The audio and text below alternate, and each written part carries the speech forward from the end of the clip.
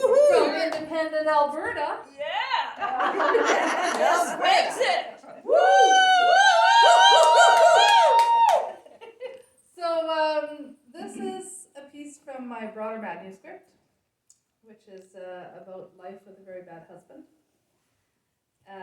This part in our story, we are traveling to Georgia in the United States to demonstrate against the G8 with a group of big activists.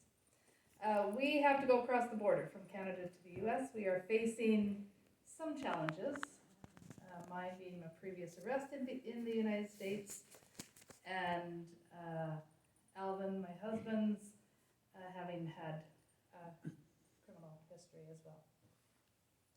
So we pick it up at the border.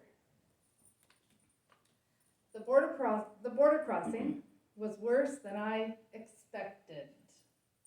In defense of the American border cops, here's how we look.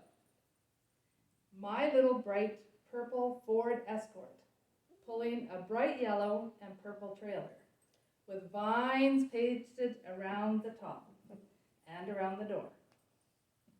I have long wavy blonde hair. I'm wearing a free-flowing light cotton hippie skirt with a light cotton loose-fitting sleeveless blouse. On my feet, of course, are Birkenstock sandals.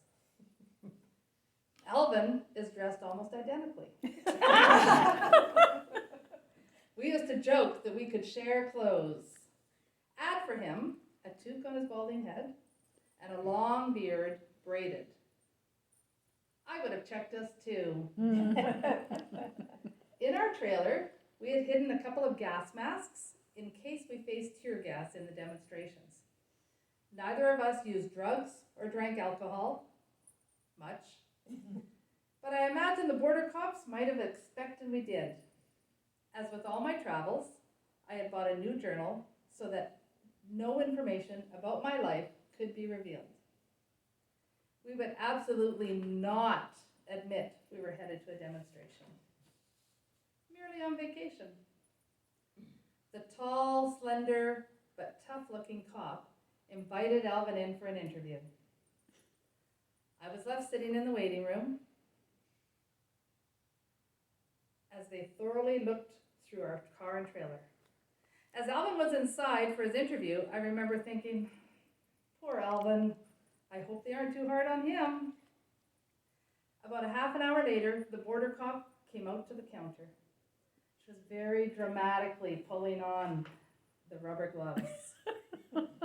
And she said, "Okay, your turn."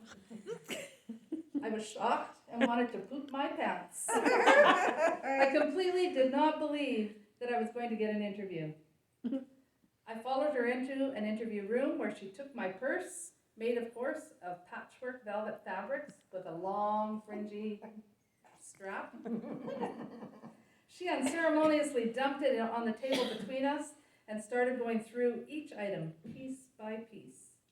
She did flip through my journal, prepared to read it if it had much more than a couple of days of writing in it. After she went through my personal belongings, she took my ID and went over to a computer. I knew the exact moment that she discovered that I had previously been arrested in the US. It was like her body yelled, "Gotcha," even though her face remained neutral. She moved me to a hallway where Alvin was waiting. We both sat like good little children, waiting for the outcome. When the class action suit was resolved following my arrest in Washington, D.C., part of the dispensation was that we would be allowed to respond to the question, "Have you ever been arrested in the U.S.?" with a resounding no. The U.S. law says that if you have ever been arrested in the U.S., it can be grounds to deny you access. Also, lying to a border cop is against the law and can also be grounds to be denied access.